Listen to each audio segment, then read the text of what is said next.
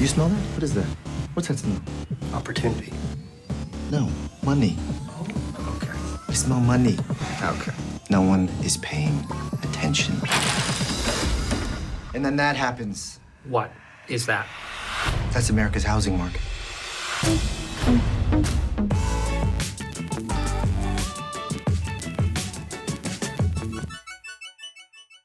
City.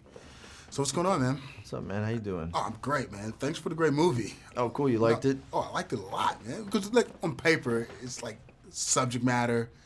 It's dealing with something that went down a couple years ago that a lot of people cannot comprehend. Yeah. And you totally can comprehend it after watching it. It's so much going on, but it's still, you can like digest it all, which I think is cool. That's what movies are supposed to do. Right. Yeah, I mean, Adam is, McKay is just freakishly smart. And he's incredibly passionate about this subject. And he's also, one of the funniest people you'll ever meet. So that's a hell of a cocktail, to throw at this kind of subject matter. Yeah, but be honest, though, did you see this type of project coming from him? Because it's a little different from what he normally does. Yeah, no, absolutely not. But then in a way, when you look at it, it makes perfect sense. After you see the film, you go, it's a natural next move for him, especially after the other guys where he was dipping into the subject matter just a little already. bit, yeah. It's like that was sort of like a test vehicle for this. Yeah, but I think that's sort of what got him interested, and then he just became like fascinated, and then it led to this. Jared, it's chaos down here. Where are we? And Caesar wept for there There were no more worlds to conquer. Shane? Well, nobody's buying CD or mortgage bonds anymore, and everybody wants swaps. Swaps are now the most popular product on the street. That's good for us. Yes and no. Heard from somebody who heard from somebody. No, Alex. No. Sorry. Benny Klieger over at Morgan is taking on some heavy losses in the bond department. Might be time to get a life jacket and get out. I mean, seriously, I feel like I'm financially inside of you or something. Okay. I'm jacked. I'm jacked to the tits! Good. Do you feel it? No. How much did you know about the whole housing crisis and the whole banking issues that went down back in 2007, 8, 9? No, I think like I'm like the audience on this one generally, that I thought I knew. I had no idea.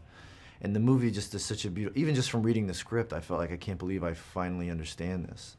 And then, after seeing the film obviously does even a better job of explaining it. Yeah, and the thing I like about it is like you're primarily responsible for the setup because you do the voiceover. It was a great job, by the way. Oh, thanks. So like, how do you get into that zone? Because you're sort of like you're like the guide. Yeah. Like, so how does that work? You're the guide, but then you go back and you got to play a character in the movie as well.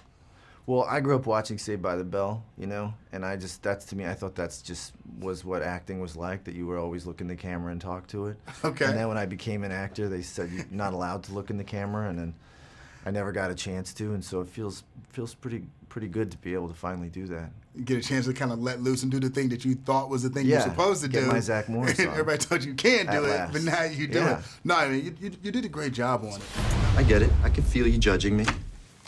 That's palpable. Now, after you finished this project, what was the one walkaway? What did you learn the most, or what did you find the most interesting about this whole subject matter and about this particular story? It is, that there's, it's easy to look at it as though it's just this like faceless establishment, but there's just, it's just filled with people, and within that there's these characters, and I think what's so, in the beginning, what makes this so interesting, and what, to speak to Michael Lewis's credit, is that he really found these really fascinating characters, and because you're interested in them and you're interested in their sort of, this moral tightrope that they're walking, the world that they're in sort of becomes more interesting somehow. Right. Now, your character is a composite character, but did you get a chance to talk to any of the real-life guys that were involved with any of this? I did.